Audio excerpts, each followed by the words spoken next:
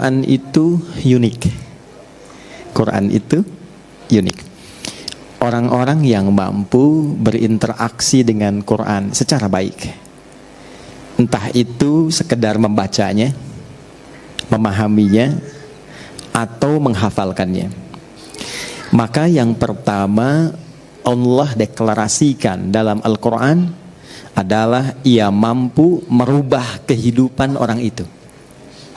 Jadi kalau Anda, saya, kita dekat dengan Al-Quran, itu hal pertama yang Allah sampaikan, Al-Quran akan merubah hidup kita menjadi lebih baik. Itu yang dimaksud Quran surah 35 Fatir di ayat ke-32 di ujung ayatnya. Thumma awrathnal kitaba alladhina istafayna min ibadina faminhum zalimun li nafsi wa minhum muqtasid wa minhum sabiqun bil khairati biidznillah. Jadi orang-orang yang mendapatkan percikan kebahagiaan untuk mau berinteraksi dengan Al-Quran. Ya, interaksi itu dibagi 3 nanti. Ya, baik itu kita hanya sekedar ingin baca misalnya. Jadi kalau dalam sehari ada kilatan pada diri kita yang menuntun kita untuk mau baca Quran, itu mahal sekali. Itu anugerah paling mahal yang tidak bisa diusahakan, itu pemberian. Maka kalau dalam sehari terfikir misal, saya pengen baca Quran, itu cepat ambil. Karena itu kasih Allah yang tidak diberikan pada setiap hamba. Karena kalimat Qurannya, "Tsumma awrathnal kitaba alladzina istafayna min ibadina." Aku pilih dari kalangan hamba-hamba aku tertentu yang diantara mereka diberikan dorongan agar mau berinteraksi dengan Al-Quran. Baca. Atau misal tidak baca tapi pengen tahu artinya. Ya, saya belum tahu nih ad-duha ini artinya apa. Terus kita buka terjemahan, buka tafsir ringan, lalu kita baca itu. Itu pun anugerah. Ya, itu anugerah. Atau saya ingin menghafal, itu juga anugerah. Nah, apa ciri seseorang mendapatkan keberhasilan dari hasil interaksinya dengan Al-Quran?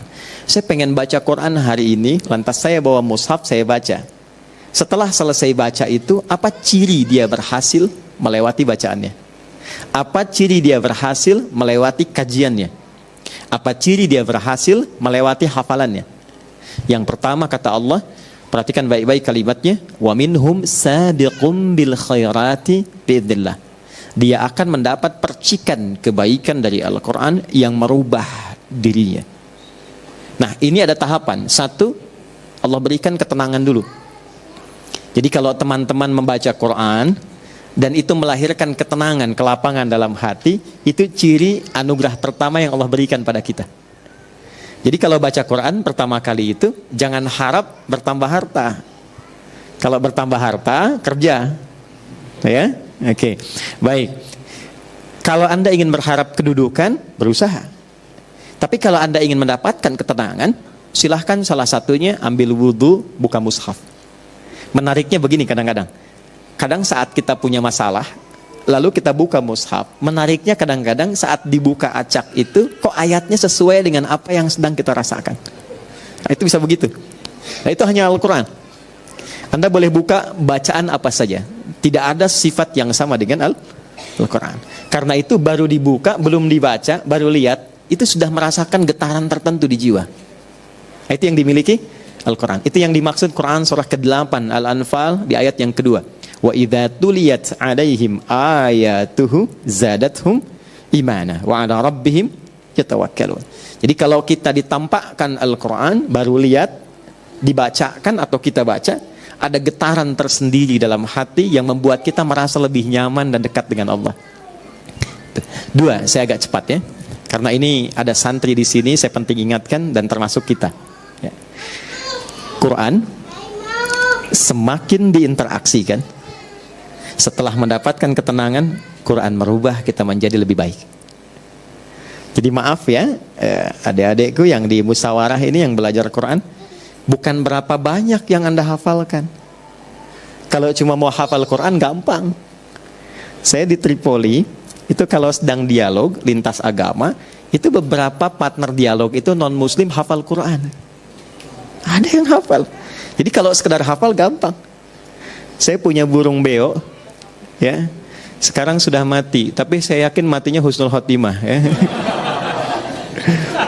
Hari Jumat dia. Ya, dia meninggal hari Jumat setelah mengetahui Allahu Akbar, hafal, dan telah hafal ayat pertama surah Al-Ikhlas, dan dia menyapa setiap orang dengan salam. Dan saya beri nama dia Suneo. Ya. Karena suka nengokin orang. Setiap orang datang, Assalamualaikum, Assalamualaikum, katanya. Allahu Akbar, Allahu Akbar. Makanya saya sering sedih kalau ingat Suneo itu. Jadi saya sering berkata pada diri saya kalau lewat kandangnya, ini kamu tidak dihisab, tapi sudah kenal Allah. Banyak orang-orang yang terancam dengan hisab, dia belum kenal Allah. Kamu tidak dihisab, tapi kamu bisa sapa orang dengan salam. Ada orang yang bahkan mengatakan sudah beriman, tapi dia belum mampu menyapa orang lain dengan salam. Itu poin besarnya.